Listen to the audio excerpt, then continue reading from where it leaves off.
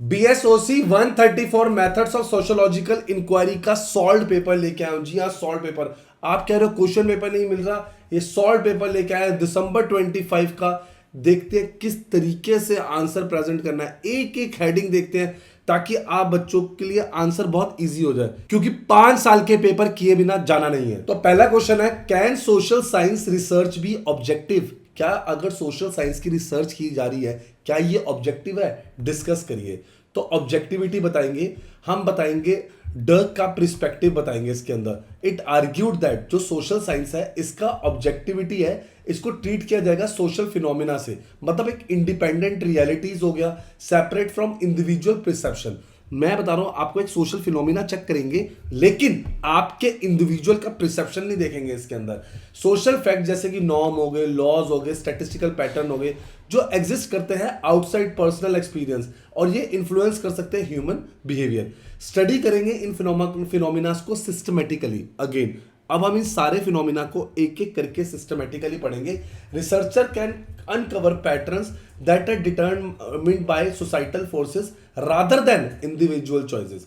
तो ठीक है ना, हमें क्या करना है, they are determined by societal choices rather than individual choices. Example के लिए variation in social behaviour across communities, और जो भी पॉपुलेशन है they can reveal underline social structures. ठीक है ना। तो जो डर्किम थे इनका एम्फोसिस था कि कंपैरिजन जो होना चाहिए, किसी भी चीज में कंपैरिजन करो, ये मेथोडोलिकल होना चाहिए, इंश्योरिंग होना चाहिए कि ये जो कैप्चर करे ये कंसिस्टेंट पैटर्न हो, प्रॉपर एविडेंस बेस्ड हो। जो फोकस होना चाहिए वो measurable and external aspect of the society पे होना चाहिए। क्लियर है बच्चे। अब आते हैं वेबर्स की अप्रोच। मैं एक एक करके, जो इग्नू की बुक ने क्या करा है, इन सबकी अप्रोचेस के बेसिस पे आंसर दिया है, तो हम भी एक एक करके इन सभी के अप्रोचेस के बेसिस पे आंसर देंगे। सर वेबर की अप्रोच क्या थी? इन्होंने हाईलाइट किया the importance of value free research in social science. Clear है, इनका ये हाईलाइट था। इन्होंने सेलेक्ट किया एक रिसर्च टॉपिक जो कि इन्फ्लुएंस्ड हो बाय पर्सनल और सोसाइटल वैल्यूज। जो द प्रोसेस था, उस प्रोसेस में क्या किया गया, कलेक्टिंग डाटा हुआ, डिफाइनिंग कॉन्सेप्ट हुए और इंटरप्रेट हुई findings. It must remain neutral. Weber ने इंट्रोड्यूस किया the concept of ideal types, जो कि एनालिटिकल कंस्ट्रक्ट्स है जो सिंप्लीफाई करते हैं कॉम्प्लेक्स सोशल फिनोमिना, जो कि एम्फसाइज करते हैं एसेंशियल कैरेक्टरिस्टिक्स। क्लियर है बच्चों। ये construct they do not perfect reality, ये आपको रिफ्लेक्ट नहीं कर रहे हैं ट्रू रियलिटी, बट ये एक टूल है सिस्टमैटिक एनालिसिस और किसी भी चीज को कंपेयर करने का। तो इसकी क्लियर डेफिनेशन से क्या पता लगता है, ये एक लॉजिकल प्रोसीजर है और स्ट्रक्चर्ड एनालिसिस है। रिसर्चर जो है can reduce subjective influence and achieve a higher degree of objectivity. Weber's का मेथड डिमॉन्स्ट्रेट करता है that even when studying inherently subjective social experience, rigorous framework can help maintain impartiality. इनकी वजह से हम इम्पार्शियलिटी को छोड़ सकते हैं, चीजें देख सकते हैं। बच्चों मैं आपको हेल्प कर रहा हूं क्योंकि 5 साल के पेपर करने हैं, तो ये जो आंसर्स है मैं आपको बता रहा हूं, आपके साथ पढ़ रहा हूं, ताकि आप लोग इसे अच्छे से समझ सकें कि हमें क्या करना है। क्लियर है बच्चों। सर इसकी क्लासेस हमारे टीचर्स प्रोवाइड करेंगे, हम आपको आंसर्स का पैटर्न दिखाएंगे, आपको गेस्ट पेपर का पैटर्न दिखाएंगे कि कौन सा क्वेश्चन कितनी कितनी बार आया है, आपको दिखाऊंगा असाइनमेंट जो 30% वेटेज कवर करते हैं उनकी क्या वैल्यू है। क्लियर है। उसके बाद आते हैं कि Popper's and intersubjective verification. इन्होंने क्या बताया, they added another dimension by linking objectivity to inter subject validation. उनके हिसाब से रिसर्च एक ऑब्जेक्टिव है, नॉट कि एक इंडिविजुअल बायसेस मिनिमाइज कम किया जा सकते। ऑल्सो कि जब फाइंडिंग्स क्रिटिकली इवेल्युएटेड हो वाइडली स्कॉलर कम्युनिटी में, replication, peer review, debate ensure करता है results are not shaped by personal perspective alone. Objective therefore is reinforced जब तक कंक्लूजन विथस्टैंड हो स्क्रूटनी में, इट कैन बी टेस्टेड और ये वेरीफाइड होती है मल्टीपल रिसर्चर से। कलेक्टिव असेसमेंट एक्ट जैसे हो गया, safeguard against individual errors, bias हो गया, री इन्फोर्सिंग रिलायबिलिटी हो गया, और ट्रस्टवर्दीनेस होगी किसमें, सोशल साइंस रिसर्च में। क्लियर है बच्चे। उसके बाद लास्ट आता है इंटीग्रिटी पर्सपेक्टिव। सर एक बार दिखाएंगे क्या ये लेटेस्ट पेपर है? हाँ बच्चों आओ देखो, ये लेटेस्ट पेपर है आपका दिसंबर 25 का, ये देखेंगे 3 आवर्स का पेपर है बच्चों, 100 मार्क्स का आपका वो है। 5 क्वेश्चन करने थे, 400 वर्ड्स लिखने थे, ये देखेंगे क्वेश्चंस देखेंगे, क्योंकि 5 साल के, फिर से बोल रहा हूं 5 साल के पेपर किए बिना नहीं जाना है। आराम से आप पहले क्वेश्चन देख लो बच्चों, क्वेश्चंस किस तरीके के हैं आराम से देख लेंगे, फिर से आते हैं आंसर्स पे। सर इसके अंदर आप कह रहे थे कि हमें 30 मार्क्स इजीली मिलते हैं, ये जनवरी 26 का असाइनमेंट है। सबसे पहले इधर देखते हैं 30% वेटेज। हम कोई भी बात करेंगे आपको प्रूफ के साथ करेंगे। उन्नति एजुकेशन कोई भी हम ऐसी कोई बात नहीं करते कि अरे इसका पेपर है ये ऐसे हो जाता है। जो भी चीज बोली जाएगी बच्चे आपके सामने प्रेजेंट है। ये असाइनमेंट है, आप भी डाउनलोड करेंगे, आप अभी हमसे सॉल्व असाइनमेंट लेंगे तो आप भी पढ़ सकते हैं। ये जो नोटिफिकेशन है, जो ये वेटेज है, क्लियर है। डीसीक्यू, एमसीक्यू, एससीक्यू, अलग अलग ना कैटेगरी ऑफ क्वेश्चंस होते हैं। जैसे इसकी लास्ट डेट क्या है 31 अक्टूबर। ये देख रहे हो 500 वर्ड्स, 250 वर्ड्स और 100 वर्ड्स। डीसीक्यू, एससीक्यू, एमसीक्यू, ठीक है ना, मिडिल कैटेगरी क्वेश्चंस इस तरीके से होते हैं। सर इसका आंसर ये लीजिए, स्ट्रिक्टली फ्रॉम इग्नू बुक लेना। फिर बोल रहा हूं, नो गूगल, नो एआई। हमें कोई भी आंसर से लिख रहे हैं, हम कोई भी चीज लिख रहे हैं, हमें किससे लेना है? इग्नू की बुक से लेना है। सर पेपर के लिए कोई अच्छी टिप, लास्ट टिप देना चाहेंगे? ये देखो 5 साल के पेपर उठाए हमने, जी हाँ 5 साल के पेपर उठाए। ये देखिए, ये एक क्वेश्चन था ऑब्जेक्टिविटी वैल्यू फ्री, ये 5 के 5 साल आया है, तो ये 2026 के लिए बहुत इंपॉर्टेंट पेपर है। Social research meaning elements nature, ये भी 5 के 5 साल आया है, ये भी 5 के 5 साल आया है, ये भी बहुत इंपॉर्टेंट पेपर है। क्लियर है बच्चे? तो यही तरीका होता है पेपर्स का। सर ये लेटेस्ट है, हाँ बच्चे ये 2026 का लेटेस्ट गेस्ट पेपर है। हमारा यही पैटर्न है, जैसे 13 क्वेश्चन है, हम यही बताते हैं आपको कि कौन सा क्वेश्चन, जैसे ऑब्जेक्टिविटी इन सोशल साइंस रिसर्च है, ये दिसंबर 25, जून 25, जून 24, दिसंबर 23, ये क्वेश्चन 2026 में कैसे बार बार आ रहे हैं, यही हमारा बताना काम है, ताकि आपको पता लगे पेपर का पैटर्न क्या है, पेपर कैसे करना है। इसके अंदर ना हमने गेस्ट पेपर में एक और चीज बताई है, जैसे भी तो मैं आपको आंसर बता रहा था, एग्जाम का पैटर्न क्या है, आपको क्या छोड़ के जा सकते हो और एग्जामिनर आपसे क्या चाहता है जिससे कि अच्छे मार्क्स आए। क्लियर है बच्चों? अभी ले लेना, ये लास्ट मिनट का वेट मत करना।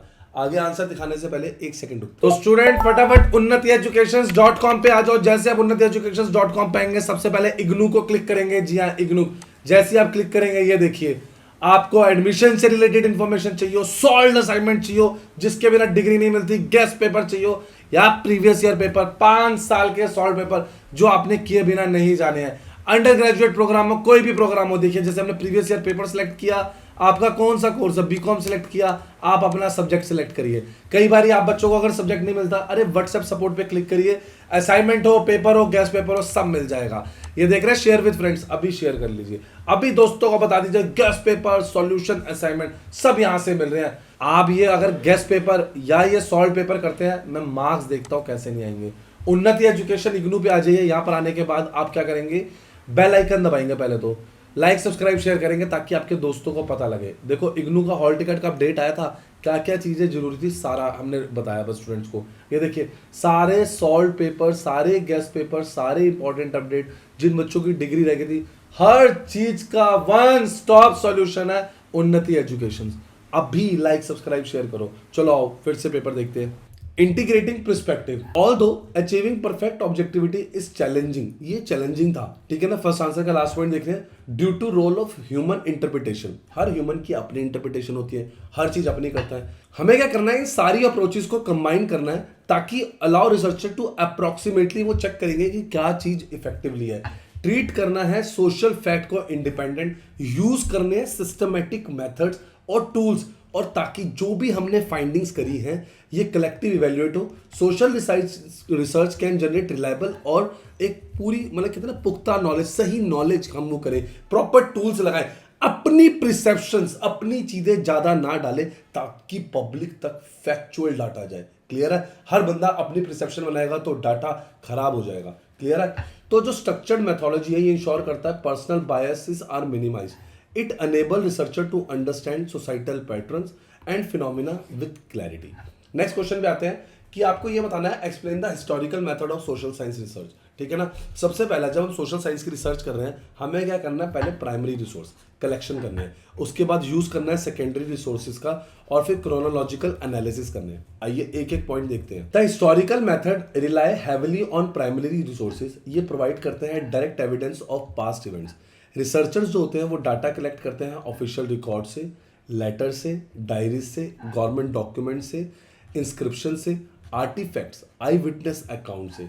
ये जो रिसोर्सेज होते हैं, जो सोर्सेज कह लीजिए, ये अलाउ करते हैं जो सोशल साइंटिस्ट होते हैं कि वो अपनी एक पास्ट की सोसाइटी को कंस्ट्रक्ट कर सके, एक इमेजिनेशन बना सके, इंस्टीट्यूशन और उनकी कल्चरल प्रैक्टिसेस का। केयरफुली सिलेक्शन और वेरिफिकेशन होते हैं जो प्राइमरी सोर्सेज की, ये जरूरी हैं। ये इंश्योर करते हैं एक्यूरेसी और authenticity of historical analysis. Secondary source देखते हैं, such as scholarly interpretation, analysis और कंपाइलेशंस ऑफ प्राइमरी डाटा। ये सपोर्ट करता है हिस्टोरिकल रिसर्च। ये प्रोवाइड करते हैं कॉन्टेक्स्ट, एक्सप्लेन करते हैं पैटर्न एंड ऑफर करते हैं इंटरप्रिटेशन। ये हेल्प करते हैं रिसर्चर को to understand the significant of past events. Social scientist जो है वो यूज करते हैं secondary resources to cross check primary evidence. कोई गैप है उससे आइडेंटिफाई करेंगे एंड सिचुएट करेंगे finding with broader historical narratives. तो सर क्रोनोलॉजिकल एनालिसिस क्या करता है? ये एक फंडामेंटल मेथड है in historical research. Events are organised in a time sequence to trace the development of social institution, practices, जो आइडियाज हैं इन्हें एग्जामिन करना पड़ता है, order and timings of events. जो भी रिसर्चर है ये आइडेंटिफाई करते हैं, कॉज एंड इफेक्ट रिलेशनशिप देखते हैं एंड अंडरस्टैंड करते हैं how past action influence present social structures. अब आता है कंपैरेटिव हिस्टोरिकल एनालिसिस पे। कंपैरेटिव मेथड्स जो होते हैं वो इन्वॉल्व होते हैं, ये स्टडी करते हैं डिफरेंट सोसाइटीज को, टाइम पीरियड्स को, टू आइडेंटिफाई सिमिलैरिटीज और उनके डिफरेंसेस को। रिसर्चर्स जो होते हैं वो कंपेयर करते हैं इंस्टीट्यूशंस को, नॉर्म्स को और सोशल प्रैक्टिसेस को, जितने भी रीजंस हैं उन अक्रॉस में। Casual mechanism, social trends. Comparative analysis help करता है डिस्टिंग्विश बिटवीन में change driven by internal development और उन डेवलपमेंट से क्या एक्सटर्नल फैक्टर्स पे इन्फ्लुएंस आया है, सच एज कल्चरल डिफ्यूजन और हिस्टोरिकल कॉन्टेक्स्ट। आगे देखते हैं interpretation and critical evaluation. Historical method emphasise करते हैं इंटरप्रिटेशन पे, सिर्फ डिस्क्रिप्शन पे नहीं, ये किस पे? इंटरप्रिटेशन पे। रिसर्चर एनालाइज करते हैं मीनिंग, कॉज और consequences of events, place them in their social, economic and political context. Critical evaluation होती है जो सोर्सेज की जरूरी होती है to assess the reliability, identify करना है बायसेस एंड इंश्योर करनी है ऑब्जेक्टिविटी। रिसर्चर जो होते हैं एग्जामिन करते हैं पर्सपेक्टिव किसका? ऑथर्स का, purpose of documents and the social condition जिसकी वजह से डाटा प्रोड्यूस किया गया है। क्लियर है? आगे देखते हैं इंटीग्रेशन विद कॉन्टेम्पररी एविडेंस। फिर से हमारा आ गया इंटीग्रेट कर रहे हैं। जो भी मॉडर्न हिस्टोरिकल रिसर्च है ये इंटीग्रेट करती है एविडेंस फ्रॉम कॉन्टेम्पररी सोसाइटीज जिससे कि वैलिडेट की जा सके इंटरप्रिटेशन। ये दिस कैन इंक्लूड हमारी पुरानी history, oral histories, ethnographic observation हो गया, क्रॉस कल्चर कंपैरिजन हो गया, जो इल्यूमिनेट करती है पैटर्न्स किसमें? हिस्टोरिकल डाटा में। ये इंटीग्रेशन स्ट्रॉन्ग करती है, कंक्लूजन ड्रॉ करती है, जो भी हमारे कंक्लूजन किसके बेसिस पे बनाए गए हैं? हिस्टोरिकल रिकॉर्ड्स के। सिंथेसिस क्या है?